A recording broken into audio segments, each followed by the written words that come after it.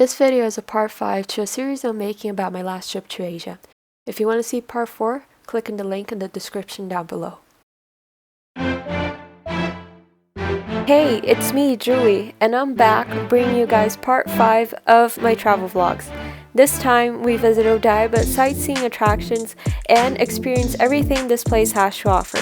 I had so much fun making this, and I hope you enjoy.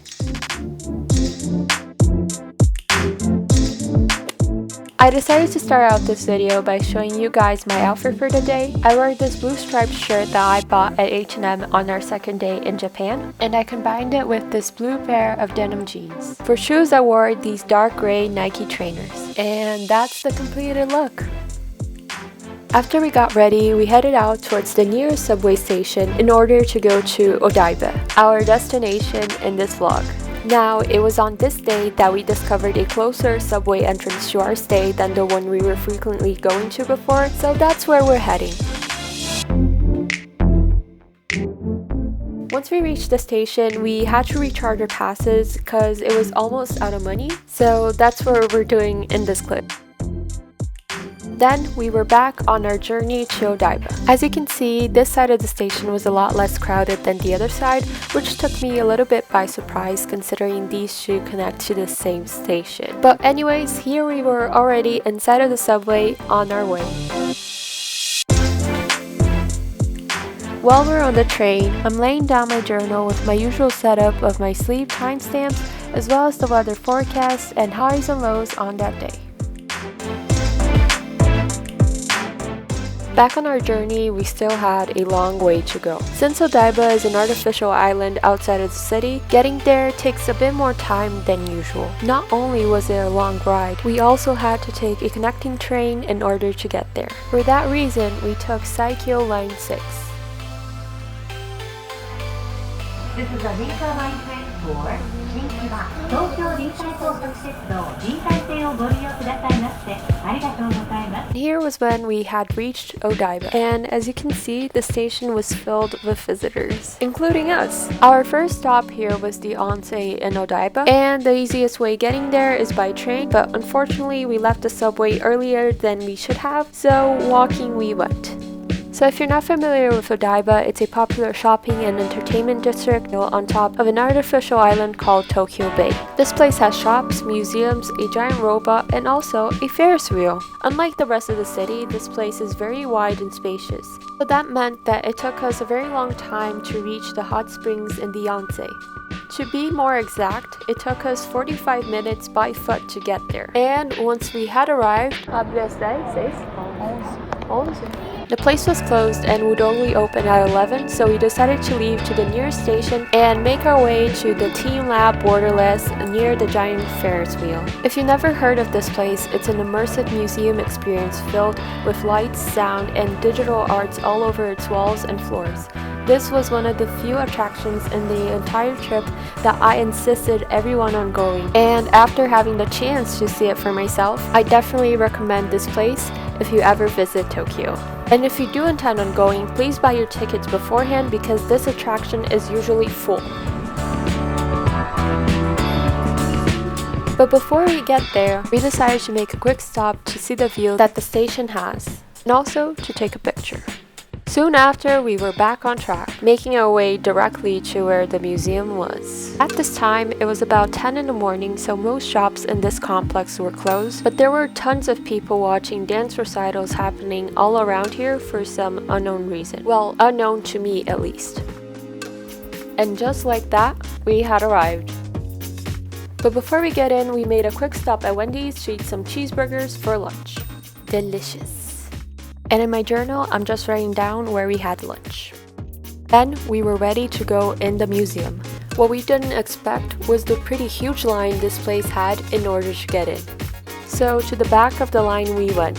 Here I decided to include a time lapse of us getting there just so you could get an idea of how long this line really was, because it really took us by surprise. Oh my gosh, As you just heard it from my sister.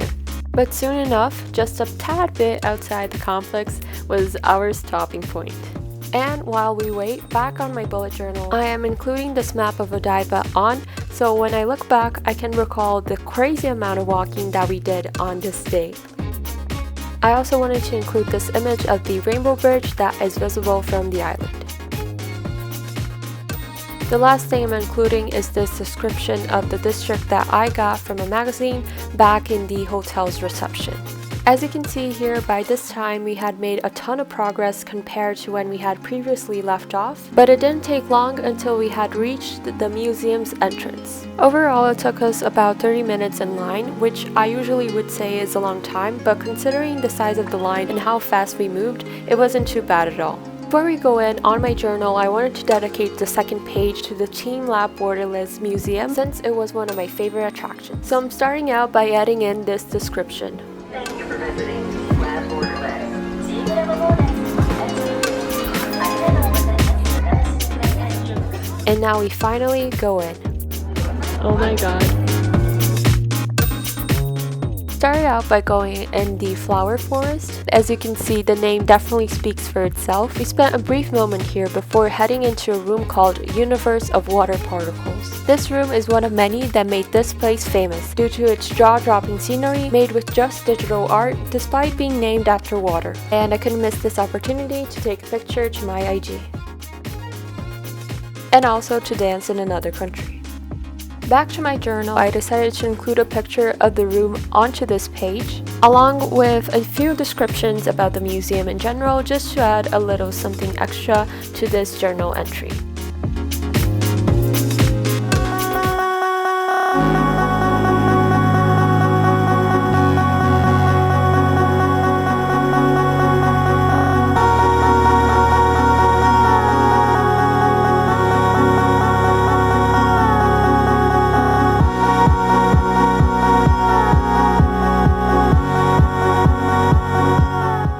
And this is the Crystal World.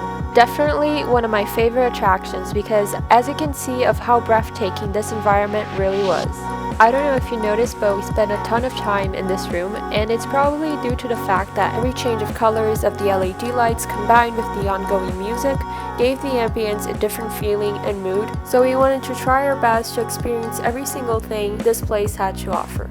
If you're thinking about visiting this attraction, please keep in mind that the lights changes from bright to dark quite fast and frequently, so have your cameras ready to shoot at any moment.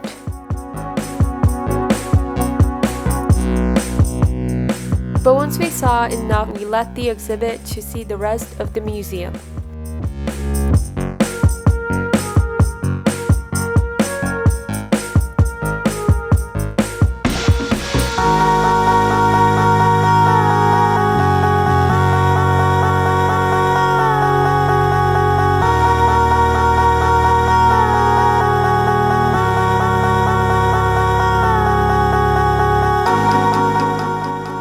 We headed to the Forest of Lamps. This exhibit consisted of a room filled with lamps hanging from the ceiling and surrounded by mirrors on its floors and walls, creating this mesmerizing environment. It's by far one of the most popular installations in this museum. Just a little heads up, it has a queue in order to get in with a 15-minute limit inside, so we ended up spending most of our time waiting rather than in the installation.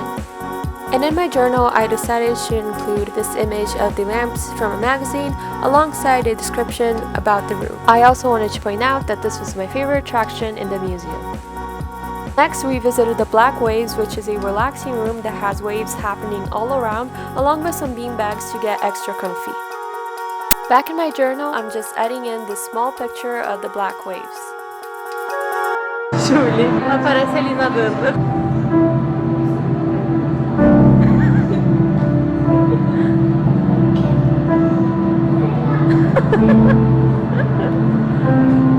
After that, we went to an installation called Memory of Topography, which reminded me of moving through a grass field for some reason. Anyways, this installation was definitely less crowded than the other places in the museum. My guess is that it's because of it being quite dark and not so Instagrammable like the other rooms we had seen before.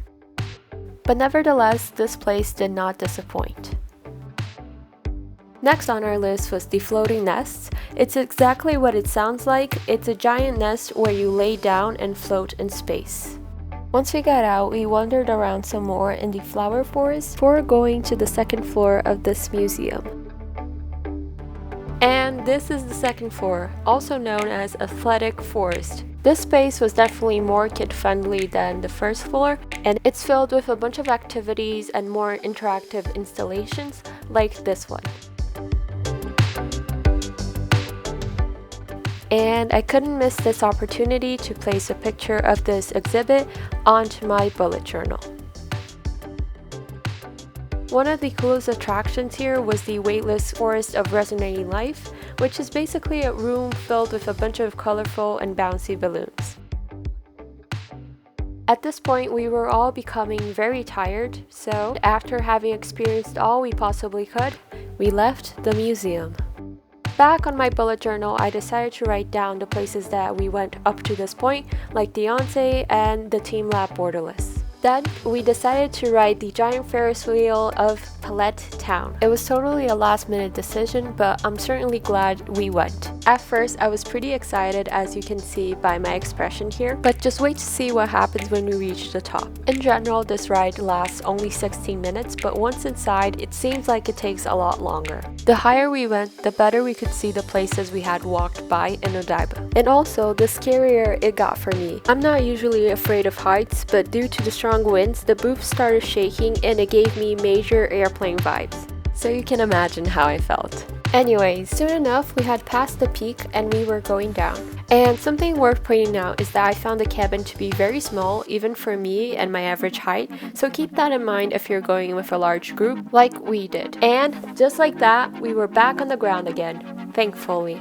And in my journal, I'm writing down that we rode the Ferris wheel. Next on our list, we went straight back to the Venus floor to see the shops and what's in store. It is worth mentioning that this shopping center has a mix of well-known brands like Zara and Puma, as well as local brands that we've never seen before. And again, I'm writing down that we passed by the Venus floor. Right after that quick stop, we made our way to the Diver City Tokyo Plaza to see the giant robot I talked about earlier. As you can see, at this time the weather was a lot nicer and there were so many more visitors here than before. But it didn't take long until we had reached the giant robot, also known as Unicorn Gundam. And once we had taken our pictures with the statue, we went inside the mall to see what's in store. Surprisingly, I didn't buy anything, but my mom did, and because of this, she won a chance to win a prize in the present campaign the mall had. So we went to spin the wheel and see what she would get.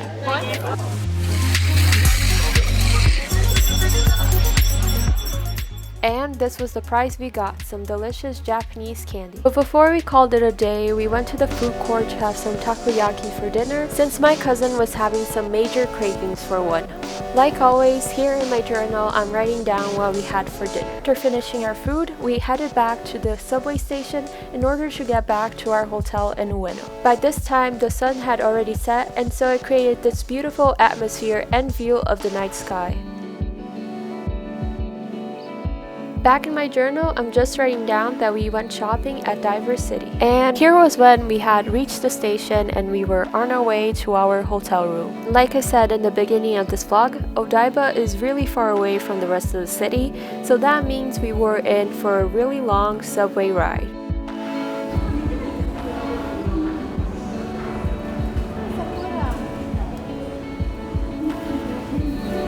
At this point, we were going to take our connection for the Yamanote line, but getting there was such a hassle. We had to walk outside and go through another turnstile in order to get to the station that has the connection to the other line. But it was worth it since this platform has an incredible view of the street outside. Finally, we could relax in the subway train that takes us directly to Ueno. And this was when we had arrived at Ueno Station. At that moment, everyone was pretty tired except for me. I still had a lot of energy left inside. And just like that, we were leaving the subway station.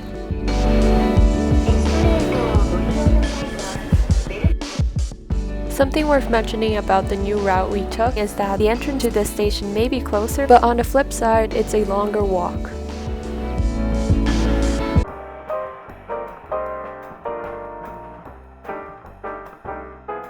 And finally, we were out of the station and on the streets, making our way to the hotel room. I don't know why, but I love the aesthetics Tokyo has. Even something simple as the streets here are so aesthetically pleasing, hence why I was filming. Anyways, here we were already reaching the hotel. But before we get there and close the video, we decided to stop by the convenience store in the next block to buy ourselves tickets to Disney Tokyo, since we weren't able to buy the tickets on the other convenience store that we usually go to. Here in my journal, I'm adding in this last detail, the Ferris wheel we went to, and I also marked where it is on the map. And we're done! And this is how the pages looked like in the end. After we grabbed our tickets in the convenience store, we finally headed back to the hotel to get some rest for the next day. So I hope you guys enjoyed this part of the travel series as much as I enjoyed making it. Thank you so much for watching, and I'll see you in the next one. Bye!